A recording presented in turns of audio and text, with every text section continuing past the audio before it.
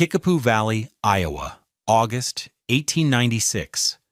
The air was thick with the scent of cut oak and the drone of late summer locusts. On a small rise overlooking the creek, a cluster of settlers stood with their arms crossed, watching a scene that defied all logic of frontier construction. Martin Vermeulen, a man whose hands knew the language of fire and iron better than they knew English, was wrestling a colossal, rust-pocked steam boiler into a gaping hole he had carved into the south wall of his nearly finished cabin. The boiler, a 6-foot-long cylinder of riveted iron plate salvaged from a defunct sawmill, weighed nearly 1,000 pounds. Royden Hatchett, the man who had squared and notched more logs than anyone in the county, shook his head, a look of genuine pity on his face. He spat a stream of tobacco juice that sizzled on the dry ground. "It's madness, Martin," he said, his voice carrying easily in the still air. "You've broken the ring. A cabin gets its strength from the interlocking corners, a continuous loop of timber. You've cut its spine clean out for a piece of junk iron." Silas Croft, whose farm adjoined Vermeulen's, squinted at the monstrous insertion. "What in God's name for? You got a stove, ain't you? That thing's gonna draw the cold right into your house. A solid wall of iron will be a wall of ice come January." Martin offered no argument. He wiped sweat from his brow with the back of a calloused hand, leaving a black smudge of grease and rust across his forehead. He grunted, levering the boiler with a thick timber pry bar. His wife, Adele, brought him a dipper of water. She ignored the stares of the neighbors, her face a mask of quiet confidence in her husband. The men saw a fool desecrating a perfectly good cabin. Adele saw a forge master building his furnace. The murmurs continued, a chorus of disbelief. The Belgian was a good smith, no doubt, but he was no carpenter. He was building his own family's tomb, a strange, iron-hearted coffin that would surely fail before the first real blizzard. They called him the Boiler Man, and the name was not a compliment. It was a brand of foolishness. What did this Belgian forge master, a man from the smoky heart of Wallonia, understand about the physics of delayed re-radiation that the most experienced log builders in Iowa had missed? This question is the heart of our story. The answer involves a forgotten science of heat, a brutal winter that tested every assumption, and an innovation that turned mockery into awe. Stick with me, and I promise you will learn not just how Martin Vermeulen kept his family warm, but the fundamental principles of thermal mass that modern engineers are only now rediscovering. If you believe in the power of quiet ingenuity, subscribe to this channel and hit the like button. And tell me in the comments, what's the most unconventional solution to a common problem you've ever witnessed? Martin Vermeulen was not a farmer. He was not a hunter, nor was he a carpenter. He was a man shaped by the deep, resonant clang of the trip hammer and the searing breath of the coke furnace. His world had been one of crucible steel, of sand-jacketed casting molds, of massive forge hearths built to hold a specific, searing heat for days past the fire's last ember. His hands knew the heft of tongs, the texture of slag, the precise color of iron at its welding temperature. He thought in terms of thermal inertia, not in acres or bushels. When he and Adele and their 2 children, Luke and Elise, arrived in Iowa, they brought with them the accumulated knowledge of generations of Walloon metalworkers. They did not, however, bring an understanding of the American log cabin. Their first winter, in the hastily built and conventional cabin they'd purchased with their savings, had been a lesson in profound misery. It was a cold that felt personal, an invasive force that could not be stopped. Martin had never felt anything like it. The cold of Belgium was a damp chill. This was a dry, crystalline predator. He kept the stove roaring, a hungry beast that consumed oak and hickory at an astonishing rate, yet the cabin was never truly warm. It was merely less frozen in a small radius around the cast-iron box. The details of that winter were etched into his memory like acid on steel. He remembered waking to the sharp crack of a window pane splitting at the wooden muntin, the glass shrinking faster than its frame. He remembered the dog's water dish, left on the floor 10 feet from the stove, frozen into a solid, clear dome of ice by morning.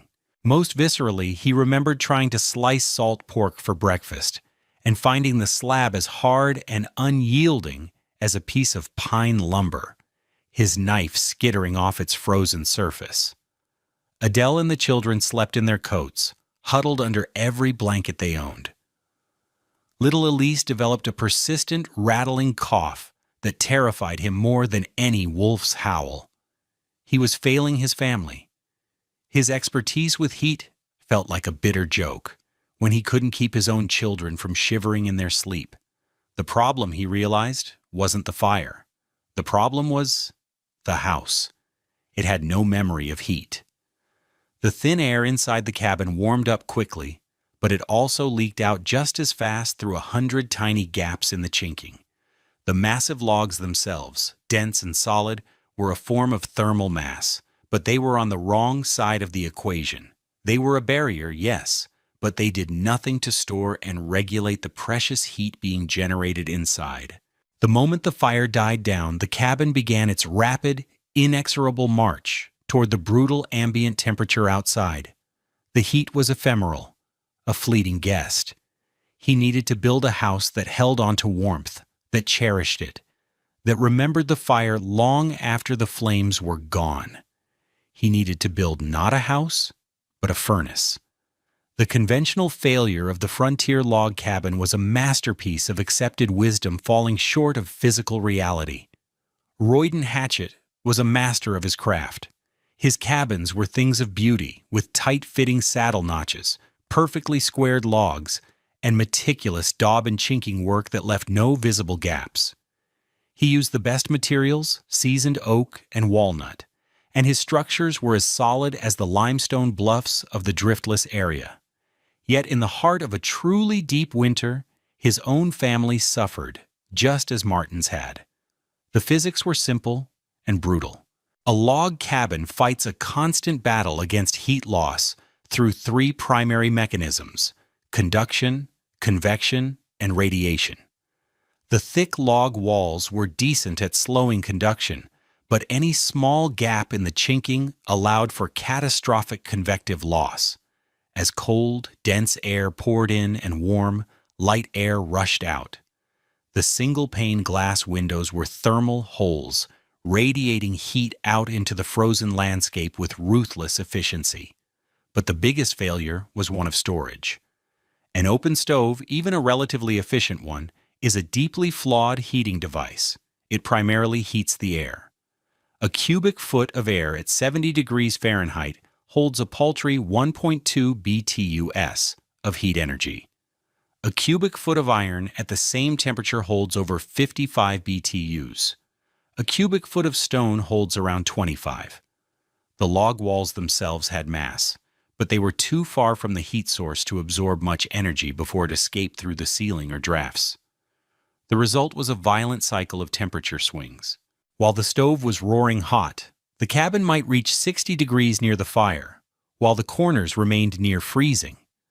The family lived their lives in this small bubble of warmth.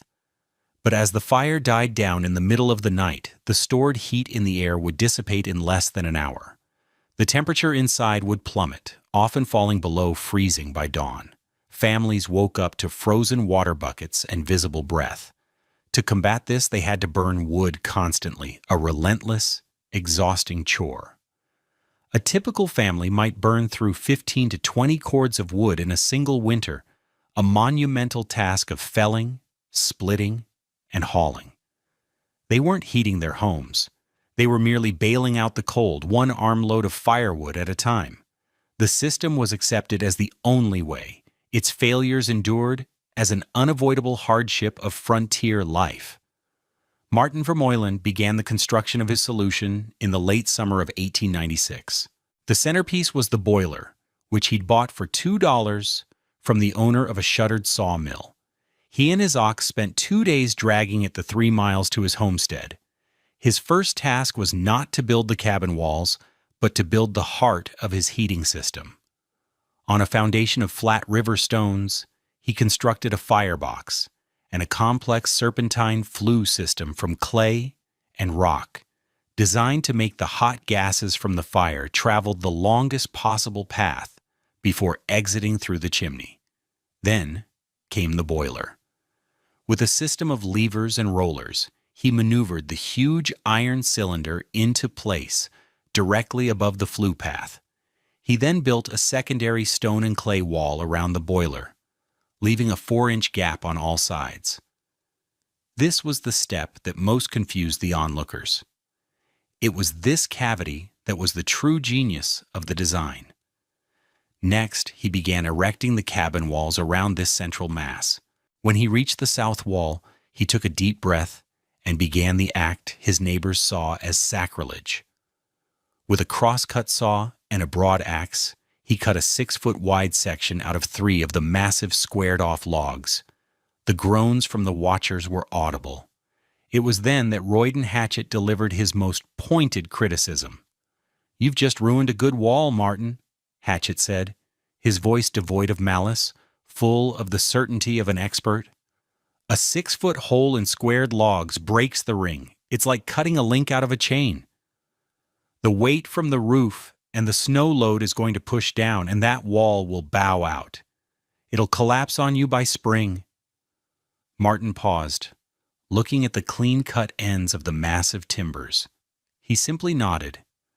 "I will build a frame," he said, his English short and precise. He then returned to his work, leaving Hatchett to stare in disbelief. Martin spent the next 2 days building that frame. He mortised 2 massive vertical posts of seasoned oak into the sill log and a new header beam, creating a structural window that was, in its own way, stronger than the section of logs he had removed. It was carpentry born of a smith's understanding of load and stress. Into this frame, he sealed the end of his boiler assembly, leaving the curved iron face of the boiler itself exposed inside the cabin, while the stone jacket remained outside the primary wall. The final step was to fill the 4-inch cavity he'd left around the boiler. He used a mixture of 2 materials his neighbors considered worthless: fine river sand and the glassy black slag produced as waste from his own forge. For days he hauled buckets of sand from the creek bed and crushed slag with a sledgehammer, pouring the granular mixture into the jacket until it was packed tight, a dense, heavy blanket around the iron. The entire assembly now weighed well over 3 tons. The mockery lasted for the rest of the summer. The validation would have to wait for the cold. To understand why Martin Vermeulen's boiler wall worked, you have to understand a principle that frontiersmen knew in their bones, but couldn't name: thermal mass, and the science of delayed re-radiation. The problem wasn't creating heat. A simple wood fire produces enormous heat, measured in British thermal units, or BTUs. A pound of dry oak contains about 7,000 BTUs of potential energy. The problem was capturing that energy and making it last. In a conventional stove, the vast majority of that heat, as much as 80%, goes straight up the chimney as hot gas. It's like trying to fill a bucket that has a giant hole in the bottom. You pour water in, but it runs out almost as fast. The small amount of heat that does radiate into the room heats the air, which, as we've noted, is a terrible medium for storing energy. Martin's system was fundamentally different. It was a heat trap. His firebox and long, winding flue were designed to extract the maximum possible energy from the wood smoke. The hot gases, instead of rushing up a straight chimney, were forced to snake around a series of baffles, giving up their heat to the surrounding stone and, most importantly, to the 1,000-pound iron boiler. Iron has 2 critical properties: high thermal conductivity and high density.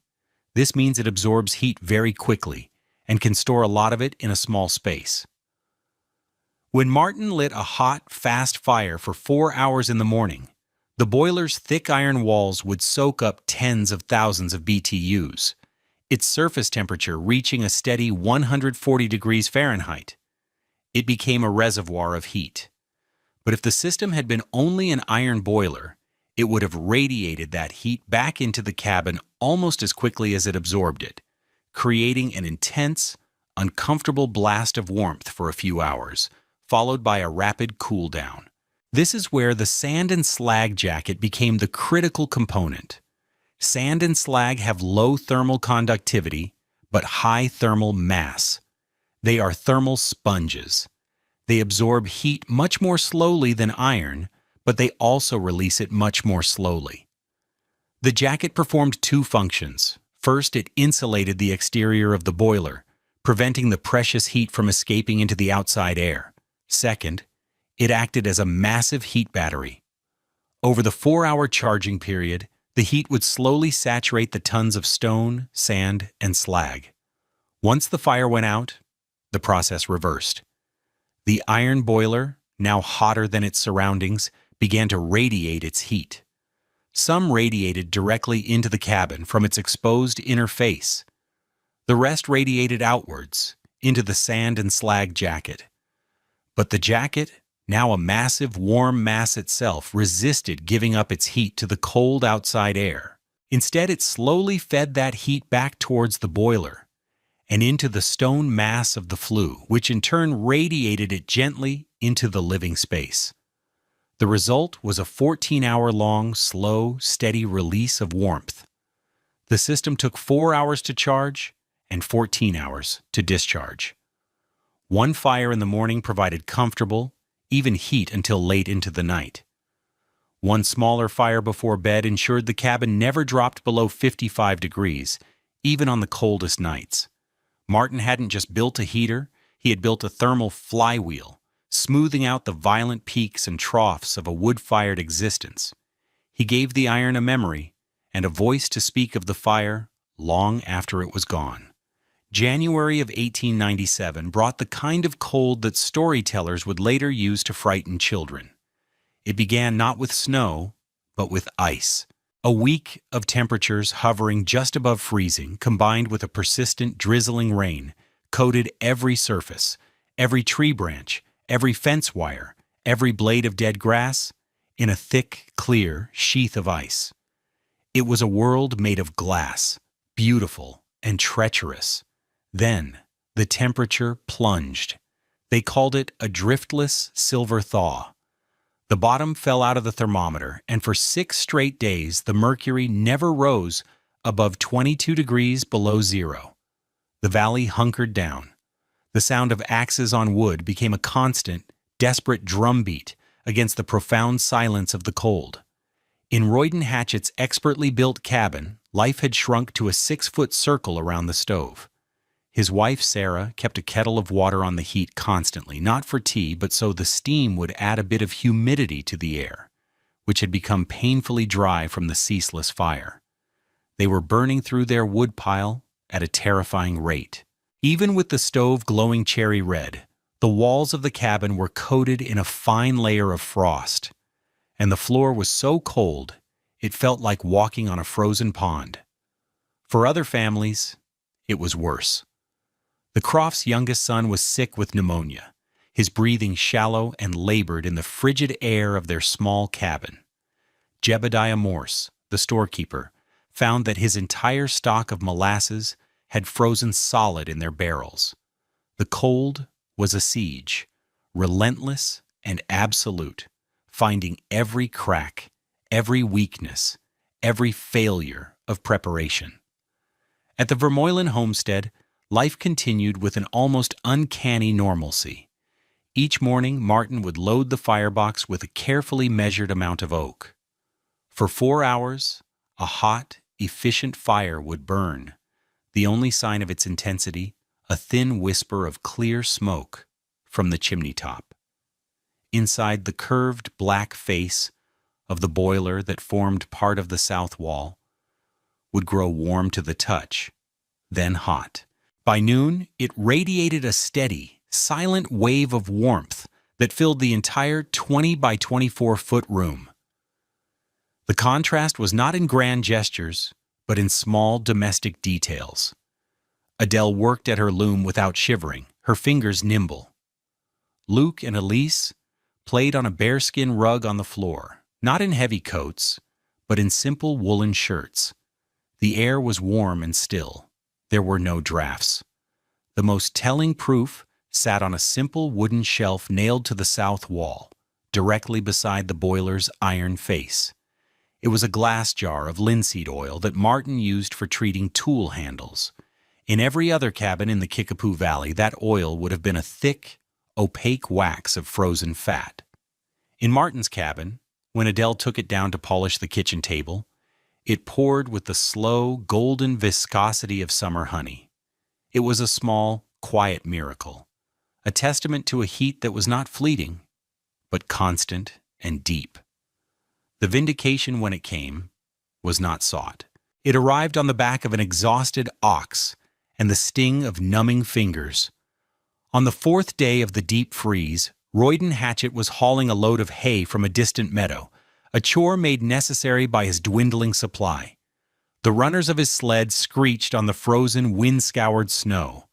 The cold was so intense it felt like a physical weight, a pressure on the lungs. A quarter-mile from the Vermeulen place, his lead ox, Brutus, stumbled and came up lame, a thrown shoe. In normal weather, it was an inconvenience. At 22 below zero, it was a crisis. Hatchett knew he couldn't get the ox home without risking permanent injury. He carried a small kit for just such an emergency: a few nails, a hammer, a rasp. He unhitched the ox and tried to work, but the cold was a thief. It stole the strength from his fingers. The iron of the hammer felt like a block of ice, burning his skin through his woolen gloves. His bellows hand, the one he used for the delicate work of shoeing, began to go numb, the terrifying pins and needles sensation signaling the onset of frostbite. He knew he had only minutes before the damage was irreversible. Cursing his luck, he saw the plume of smoke from Vermeulen's chimney. He had little choice. Leading the limping ox, he made his way to the strange cabin on the hill. He wouldn't ask for help, just permission to use the man's forge for a proper repair. As he approached the south wall, he leaned against it to catch his breath, his back to the logs. He braced himself for the biting cold of frozen timber he knew so well. He felt warmth. It wasn't a blast of heat. It was a deep, gentle, penetrating warmth that soaked through his thick wool coat, through his shirt, and into the chilled muscles of his back. It felt impossible. It felt like leaning against a sleeping animal.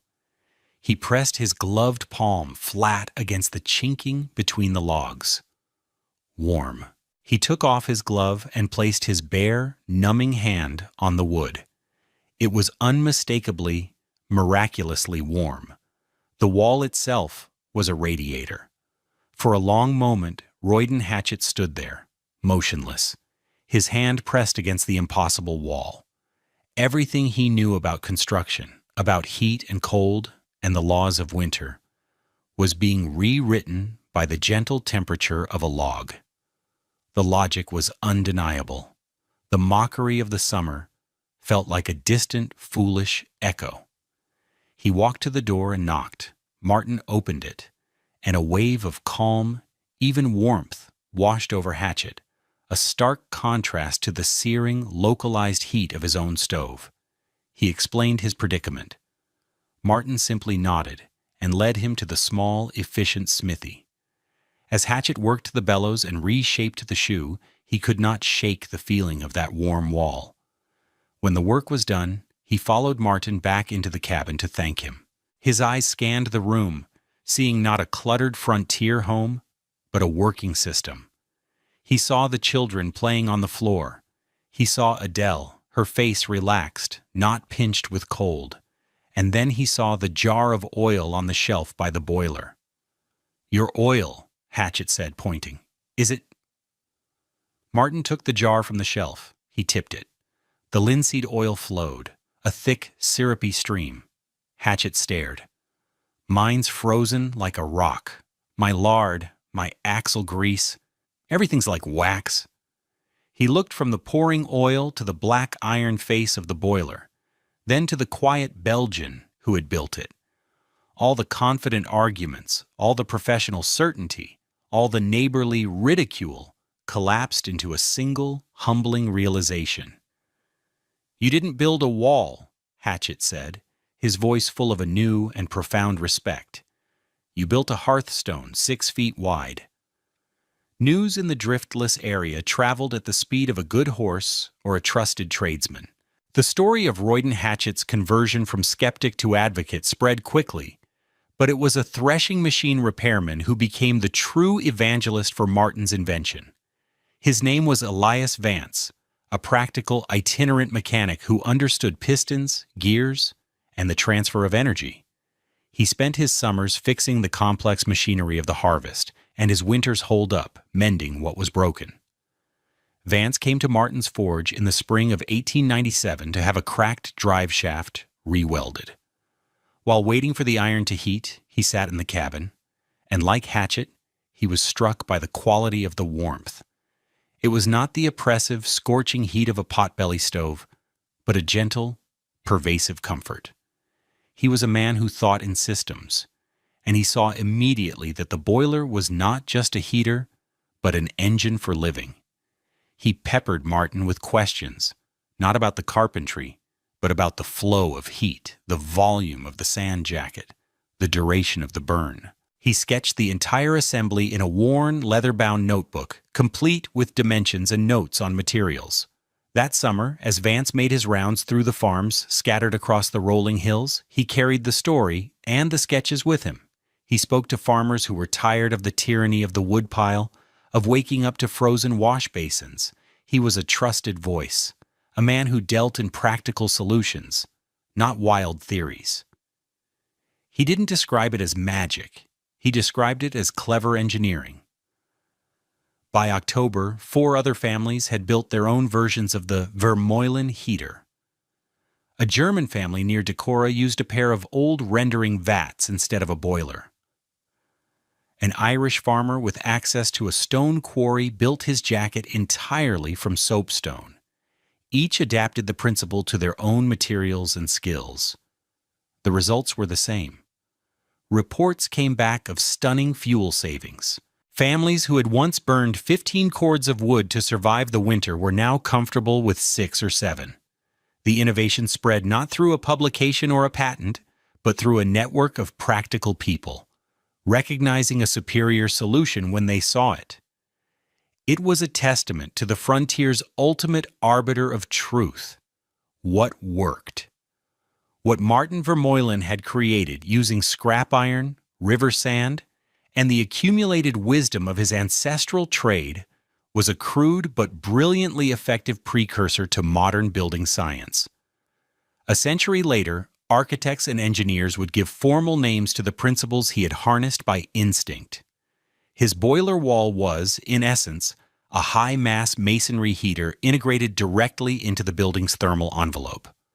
Modern masonry heaters, popular in Europe and gaining traction in North America, operate on the exact same principle of delayed re-radiation. They are designed to burn a hot, fast fire, cleanly consuming the wood, and transferring the immense heat into a dense mass of brick, soapstone, or concrete. This stored heat is then slowly and evenly radiated into the home for the next 12 to 24 hours.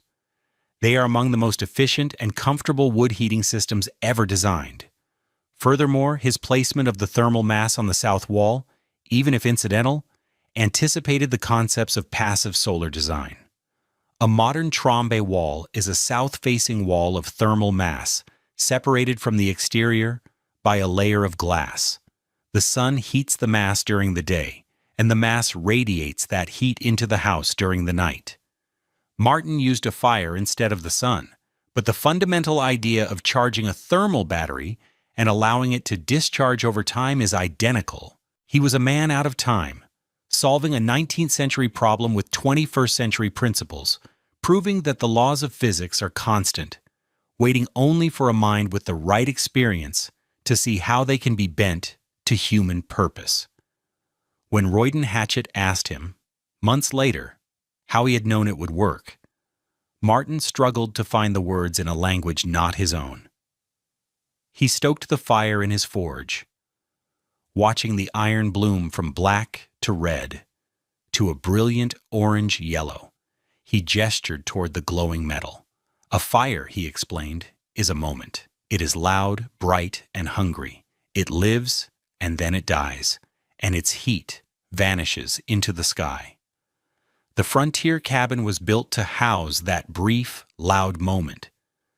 But in the old country, where fuel was precious, they learned a different lesson. They learned to give the heat a second life. The sand, the stone, the thick iron of a furnace, they were a home for the heat after the fire was gone. They offered it a place to rest, to wait. You did not command the heat. You invited it to stay. A fire gone out is not gone. He gave iron time to remember it. The story of Martin Vermeulen's boiler wall is a powerful reminder that knowledge is often found in the spaces between disciplines, and that true innovation is sometimes nothing more than applying an old solution to a new problem. If you found this story of ingenuity and resilience valuable, please consider subscribing to our channel and sharing it with others who appreciate tales of practical genius. Join the conversation in the comments below. What other historical innovations deserve to be remembered? Thank you for watching. This video presents historically inspired reconstructions for educational and storytelling purposes. The characters, names, and specific events depicted are fictional, but the techniques and principles are based on real historical practices. The application of any building or heating techniques in a modern context should be done in accordance with all current building codes, safety guidelines, and local regulations. This content does not constitute professional, technical, or legal advice.